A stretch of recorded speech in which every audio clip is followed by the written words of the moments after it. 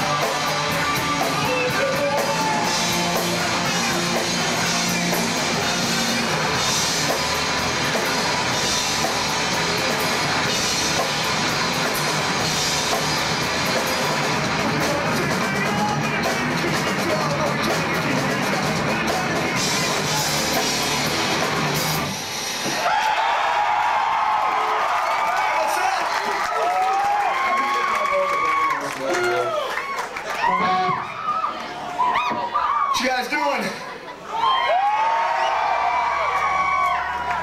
Hey,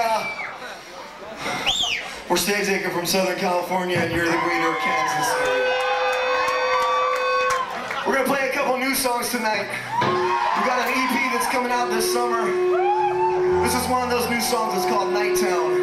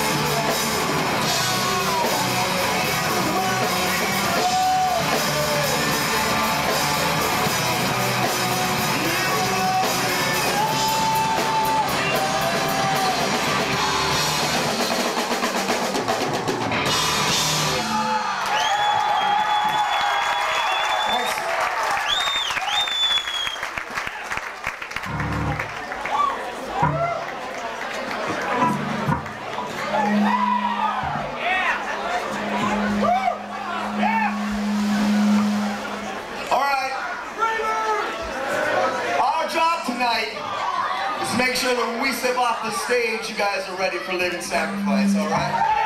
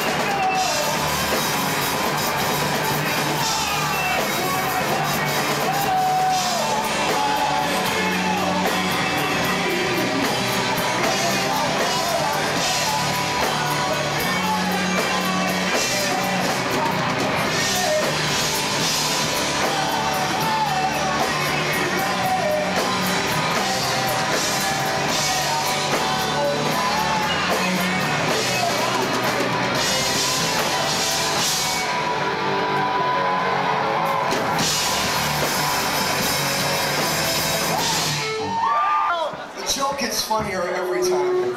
The next time somebody tells it, I could be in the hospital.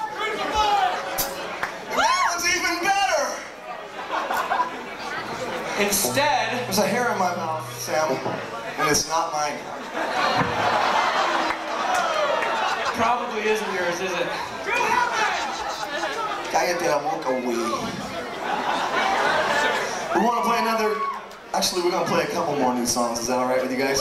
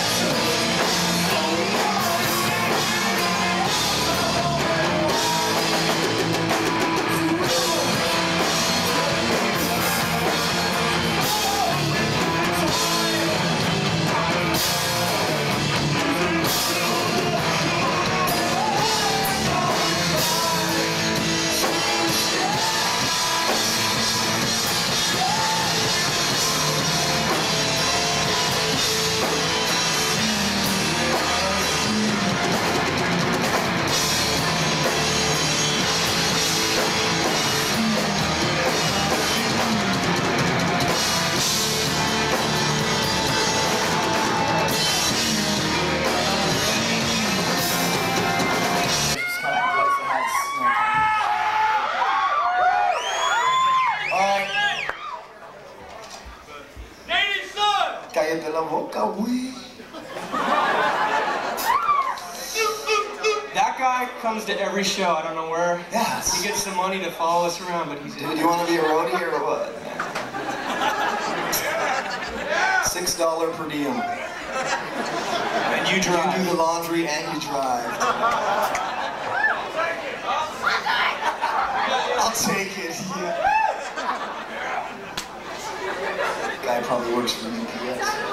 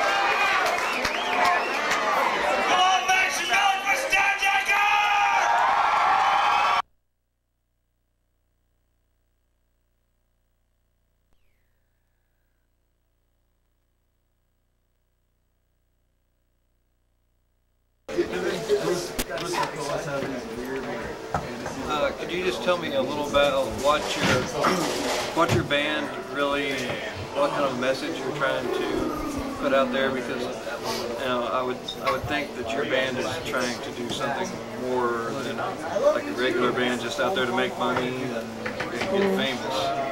That's not really what you. Well, I don't know. I don't really know what. Do you want me to look into the camera? I don't really know,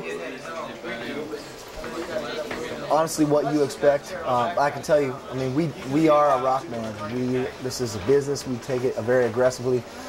We want to be a successful rock band. We would like to be, successful in doing what we do.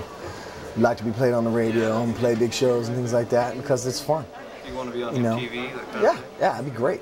It'd be great. As far as my faith goes, I'm a Christian, always. Right. But Stavesacre is not a ministry. We don't consider ourselves a ministry. We feel pretty strongly about what the Bible says regarding some of the guidelines for being a ministry. We charge people to play shows. We market our band, and I don't believe that you're supposed to market ministry. I mean, some might say that Billy Graham markets ministry. I don't think so. I think he's just letting people know he's there. He's not trying to sell them anything. But we are trying to sell our band, trying to, run our business. And then as far as what we're trying to do, maybe above and beyond just this sort of imaginary, hollow, succeed at all costs type of attitude. I mean, that's never really been my deal anyway, because I'm a punk rocker, man. I always hated that. All those hair bands in the late 80s and the early 90s, I hated all that. And all these wannabe grunge bands that came out at the end of that scene. And now half these so-called rapcore bands that were playing ska 2 years ago. That may be their deal, and hey man, whatever turns you on, It's not really for me. For us, as a band, we want to be good. We want to play well. We want to write music with integrity. We feel like we can contribute to the artistic community, as a rock band, and that's pretty much as far as that goes. I mean, do you rather be known as a rock band or a Christian rock band, or does it matter? I honestly think that the whole term Christian rock band and Christian music is a crock, and I got nothing to do with it. I don't. There most certainly is a Christian rock industry, and I'm not part of that. We may get sold in some of those bookstores, but I got nothing to do with telling people how many times you have to say Jesus in your record. I don't understand it. I'm not from that world. I may have thought in that way when I was just a kid, but I also wasn't really saved then either. When I became saved, I feel like God changed my heart. And the things that matter to me aren't how you announce yourself. That's really only for Christians. That's really only done to appease the Christian community. Because the non-Christian community doesn't care. They can tell if you're a Christian or not, man. And if you got to tell people you're a Christian band for them to know you're a Christian, then maybe you're doing something wrong. My friends that aren't Christians, they know that I don't go to strip joints. They know that I don't do drugs. They know I don't beat people up in the street. You know what I mean? They know that that's not for me. They know I don't steal music from people on Napster. Because I believe that's stealing. And I believe stealing is wrong because of my faith. I don't believe stealing is wrong because it's just some great moral code that I live up to. It's because God has shown me what is true. And so how do we want Stavesacre to be known? As a great rock and roll band. Yes. And we also want people to know that the men in that band are integrity-filled Christian men. And I honestly think that says volumes more than Christian rock band Stavesacre. You know what I mean? Right. It's like where I come from, I could care less if you got a tract. I was just talking about this with a guy earlier tonight. Give me a tract, means nothing to me. Preach from the stage in the middle of your show that I paid $10 to go to. Because remember, if we can do it, everyone else can too, right? It's supposed to be fair. So I don't really want to go hear about veganism at a show. I just want to see the band play. You know what I mean? When I watched Fugazi, I didn't want to hear about I didn't want to hear them preach to me the values of independently owned music. You know what I mean? I don't care. I came to see the band. It's the same thing with us.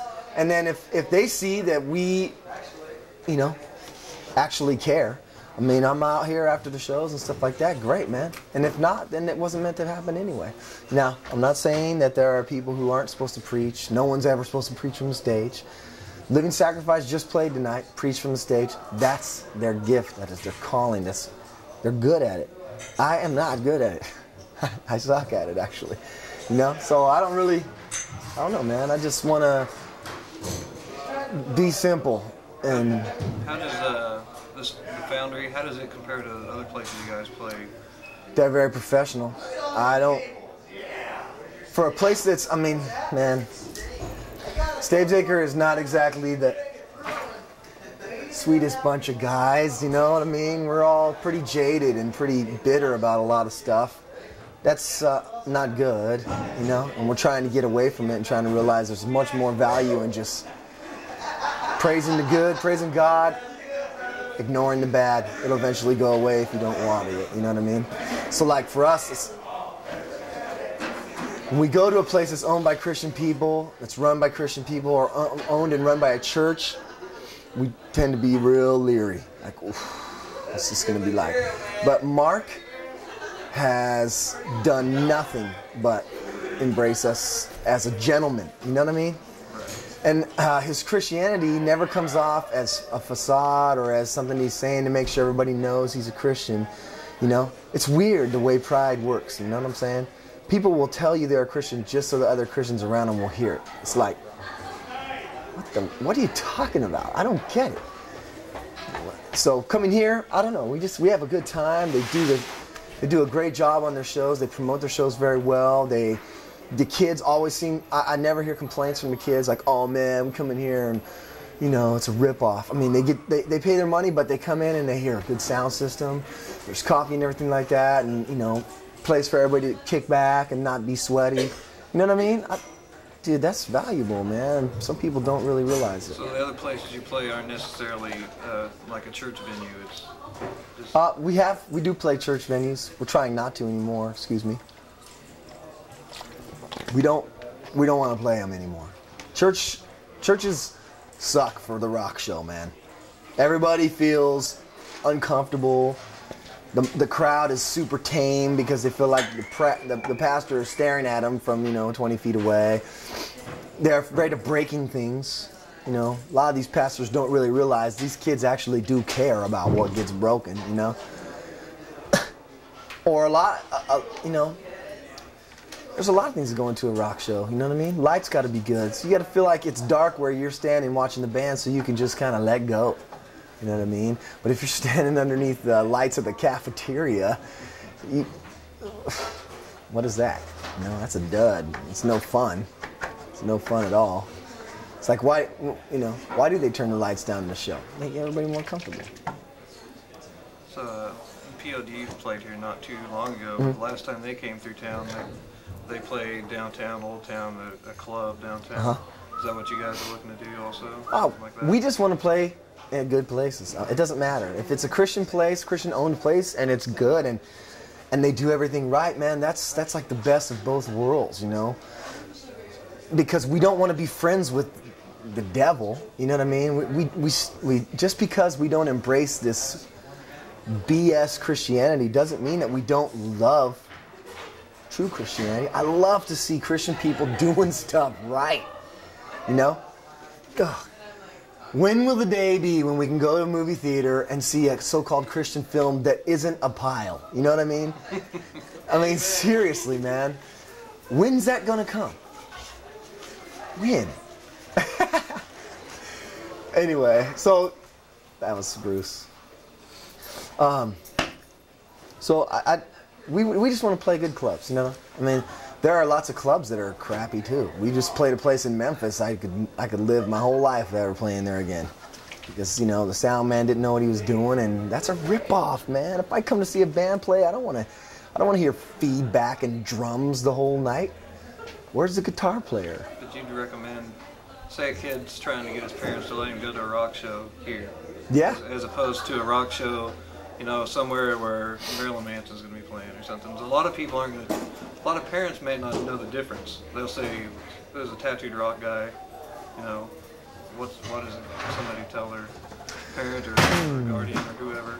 I tell you what, man, I mean, my opinion ain't the most popular one in the world, but we're supposed to be a light, right?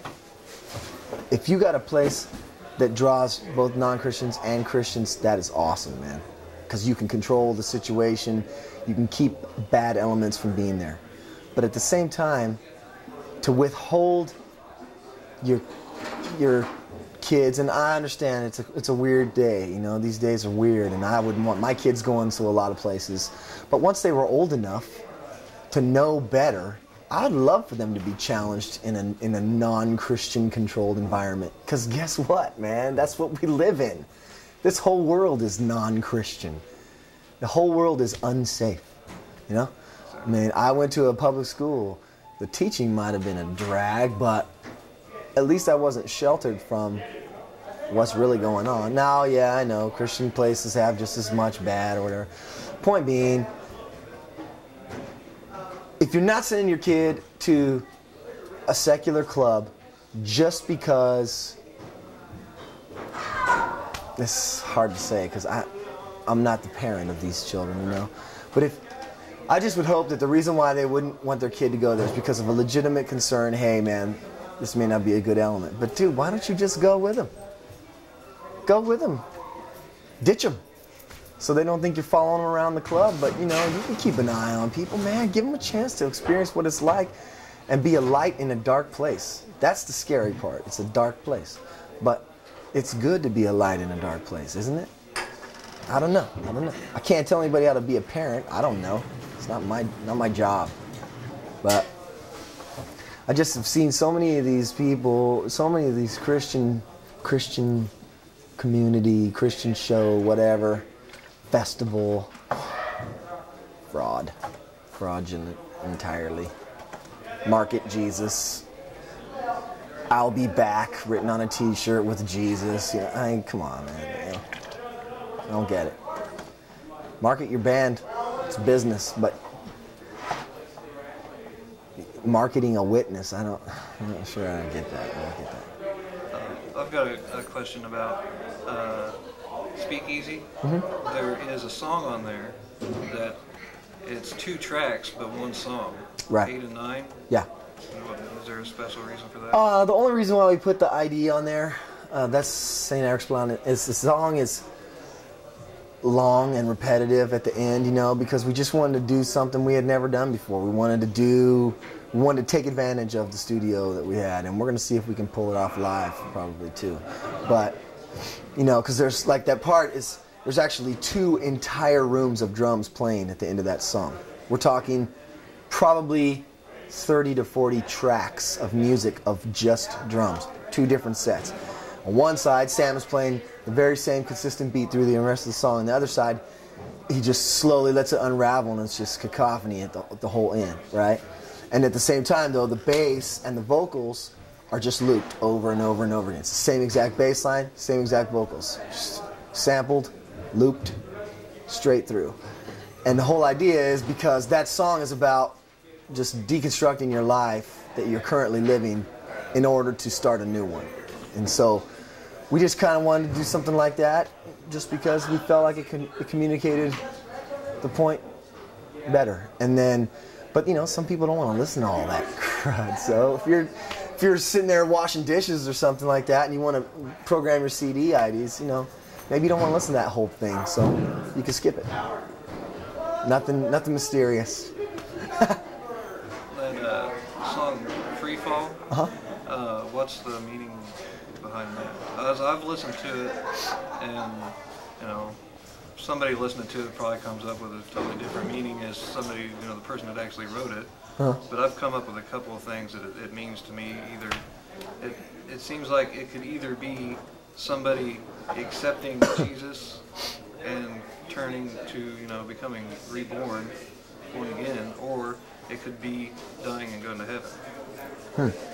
Those are the 2 things I love to hear stuff like that. Neither of those things is what the song's really about. I just think art is cool like that, man. You see things, you hear things, and you get different things out of them. It just always has been cool. It's really just about, I don't know, I used to come home there's a lot of songs on Speakeasy that are written about where I was living at the time. Free Fall, Rivers Underneath, and even Minuteman. It was kind of a period where those songs, the point and the real meaning of those songs originated from where I was living. And I'd come home and the house is empty, you know, because all my roommates are gone and it just wasn't really a home feeling, especially towards the end. But, you know, I was going through, I mean, I'm just like everybody else. I'm trying to be successful in what I'd love to do. I'd like to do what I love and love what I do type of thing. And I've hoped that Stavesacre would go somewhere, in my eyes, be successful, you know. And a lot of that's been cool because I've been able to learn the true meaning of that, you know. It's been, actually this tour has been really cool to show me that my idea of success is probably a bit skewed. But anyway, you know, there's also other things. When you're a bachelor and you're on your own and you wonder if she's out there, you know. You know that the problem isn't going to get solved right now. You know what I'm saying? And I'd be sitting out in the backyard, maybe, you know, having a smoke or something, just relaxing, being by myself and wondering. That's when I feel like I can really contemplate what's going on, when I'm just on my own, chilling out. And I was thinking, there's just, you know, like the first lines, sleepless eyes open wide, you know, if there's no winning this war tonight, if there's no getting to the end of this, if I don't know who she's going to be, you know, could you at least help me to go to sleep? Could you at least help me to stop thinking about it? And also, you know, I mean, I'd be thinking about a lot of things. I think about my walk and just, you know, that if I'm not going to be able to overcome certain shortcomings of my own right this moment, could you at least help me get through them today? You know, because there's a part in the song where it says, you know, if I fall down, when I fall down, because you know you're gonna fail. And it's not a matter of if, it's a matter of when, and I know that he'll always be there, you know, and I know that there's an answer to all those questions that I have. I just have to wait, and that waiting period comes from. That waiting period is just, that's where the title of the song comes from. I used to feel like, you know, God, he's got these hands, you know, and you never are out of his hands. Sometimes I think maybe he lifts you up and he dangles you and just lets you go. And you're like slowly falling and you think he let you go. He's left you. But the whole time it's just between his two big old hands and you're going to land there. And until you trust him, maybe he drops his hand a couple times and you just keep falling until you finally realize, dude, yeah, he's in control. He didn't leave me, you know? And that's what the song's really about. It's just about knowing that all those things that are going through my mind are legitimate and he actually cares about the answer to all those things and he's not going to leave me hanging. Well, that was pretty much what I was going cool. to ask. Great. Unless there's anything else you wanted to throw in. No, man. To be honest with you, what I'd like to do is go to the hotel. So. Pretty tired.